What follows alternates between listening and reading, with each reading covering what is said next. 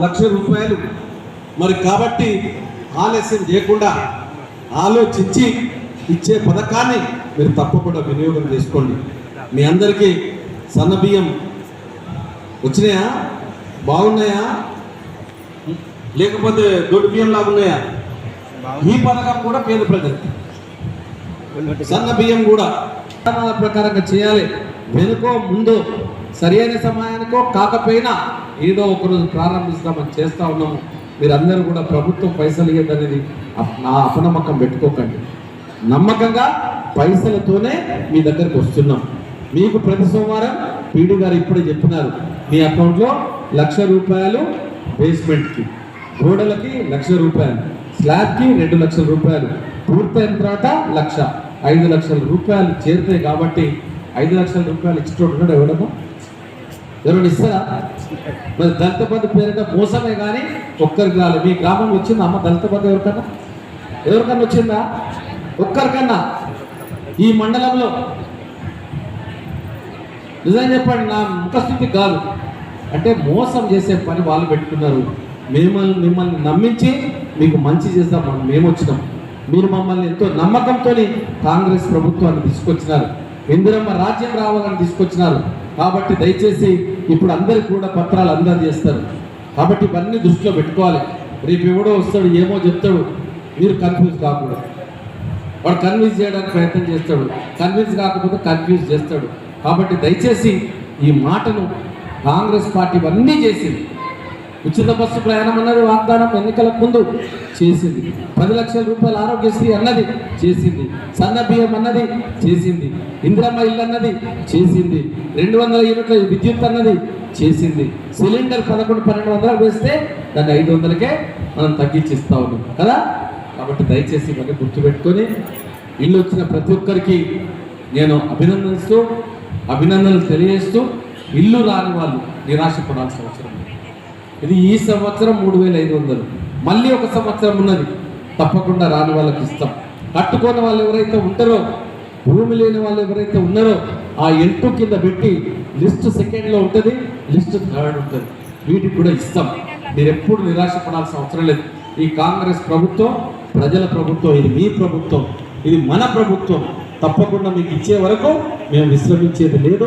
మా ముఖ్యమంత్రి గారు ఒకటే చెప్పినారు, పేదలందరికీ కూడా ఇంకా స్థానిక నాయకులు కూడా రావాల్సిందిగా విజ్ఞప్తి. పంచాయతీ కార్యదర్శి కూడా ఇక్కడ రాగలరు. లబ్ధిదారులను చూసుకొని వాళ్ళని కూడా వేదికపై పంపించండి. ఊరు పేరు తర్వాత లబ్ధిదారు పేరు చదివి వినిపించడం జరుగుతుంది. వారికి మంజూరు పత్రం అందజేస్తుంది. ముందుగా చాకలవన్నపల్లి బామన్ల పద్మ.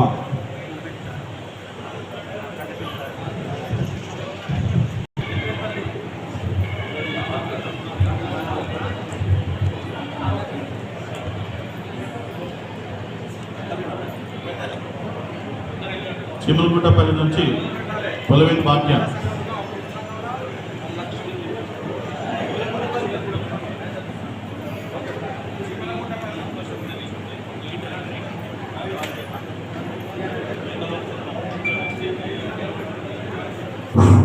చిమ్మలగుట్టపల్లి పొలవేని భాగ్య. దయచేసి ఏ ఊరి లబ్ధిదారు పేరు చెప్తామో ఆ ఊరి లబ్ధిదారులు ఆ స్థానికంగా ఉన్న కాంగ్రెస్ నాయకులు మాత్రమే రావాలి, వేరే ఊళ్ళో రావద్దు. దయచేసి అర్థం చేసుకోండి. చొక్కరావుపల్లి పూర్వ స్రవంతి. చొక్కరావుపల్లి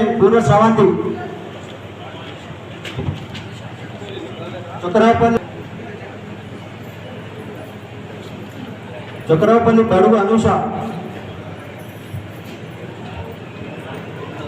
గన్నేరువరం పూర్వ భారతమ్మ.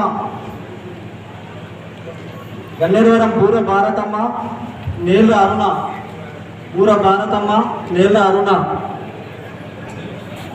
ఎదిరే లలిత.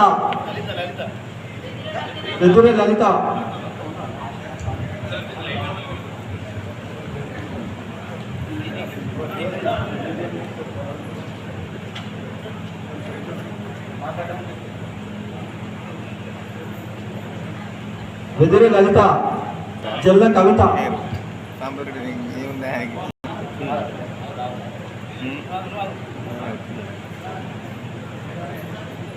ఎదిరి లలిత గన్నేరువరం. గోపాల్పూర్ జిల్లా కవిత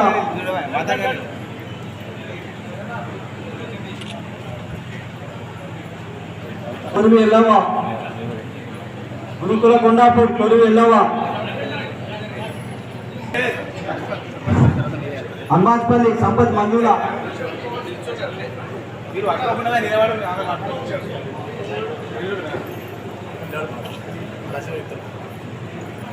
హనుమాన్పల్లి సంపత్ మంజుల, సునీత, జంగపల్లి మాంకాలి సునీత, వైఫ్ ఆఫ్ ప్రవీణ్, కాసింపేట కల్లెపల్లి తారా, కాసింపేట కల్లెపల్లి తారా, మాదాపూర్ తుమ్మ కనకవా, నెక్స్ట్ కాసింపేట తర్వాత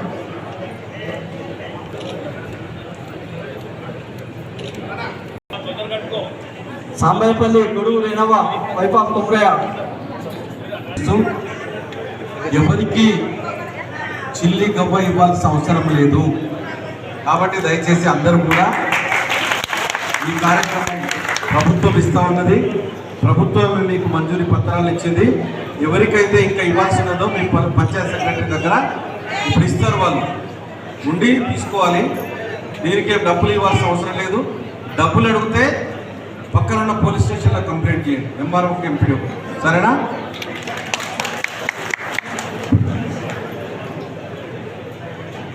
తర్వాత ఎవరైతే కట్టుకోలేకపోతారో మళ్ళీ చెప్తా ఉన్నా, 20 రోజుల లోపల మీరు క్యాన్సిల్ చేసి సెకండ్ లిస్ట్లో ఉన్నవాళ్ళు, ఎల్టీలో ఉన్న వాళ్ళకి ఇచ్చేస్తాం. రాని వాళ్ళు ఎవరు నిరాశపడాల్సిన అవసరం లేదమ్మా. త్వరలోనే ఆ సెకండ్ లిస్ట్ కూడా చేస్తాం. మహిళలు మాత్రమే ఒకసారి వేదిక మీద రావాల్సిందిగా పడతా ఉన్నాం. గ్రూప్ ఫోటో చూద్దాం. ఓన్లీ లబ్ధిదారులు మహిళలు మాత్రమే.